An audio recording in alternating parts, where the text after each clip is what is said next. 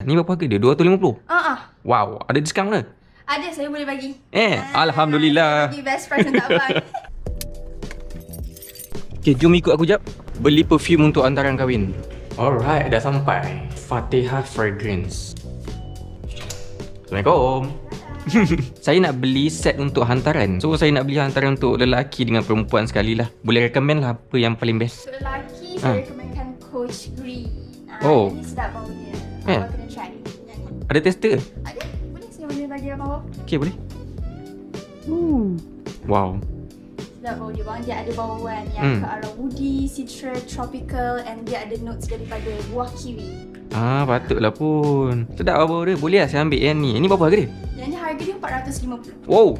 Okay. Boleh lah ambil yang ni. Untuk perempuan pula macam mana? Saya recommendkan try JPG Label EDP. Oh. Yang ni pun sedap bau dia. Label lah. Ni selalu perempuan ramai beli lah Bau manis-manis kan. Perempuan kan suka bau manis-manis. Ya. Okey lah, boleh lah. Dia bau sweet fruity and dia ada notes daripada buah pear. Bau buah babe. Boleh lah ni. Okey, yang ni ini satu dengan yang ni. Ini harga dia berapa? Yang ni harga dia 550. Uish, beli dua ni habis duit aku.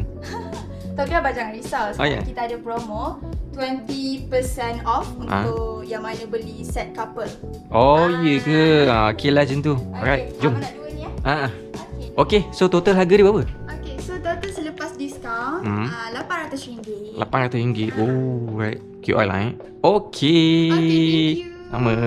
Selamat bertemu bang. Bukan saya. Bukan saya yang kahwin. Ini adik saya kahwin. Oh, ya ke? Okey. InsyaAllah lepas dia saya. Gitu. Alright, thank you so much. Alright, thank you. Jap, tapi kalau nak beli untuk diri sendiri boleh kan? Boleh. Okey. Jom survey kejap. Oh, ni perfume dia banyak gak kan? Situ pun sama kan? Oh, macam-macam gak sini. Weh, rambang mata tak tahu nak pilih mana. So, abang nak bau yang macam mana? Saya minat yang macam bau-bau buah sikit. Fruity-fruity macam tu. Kalau bau-bau buah, fruity-fruity, saya recommendkan Afnan 90M Rebel. Oh, ni selalu orang beli lah?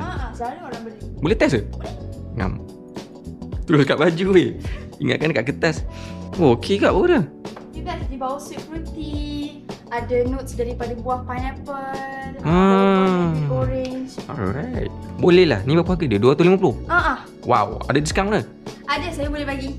Alhamdulillah. Bagi best price untuk abang. Okay, boleh angkat satu. Okey. So, berapa harga dia ni? So, harga asal tadi 250. Saya bagi 190. Oh, okey lah. Boleh lah. Alright. Okay, thank you. Okay, thank you. Okay, terima kasih. Alright. InsyaAllah.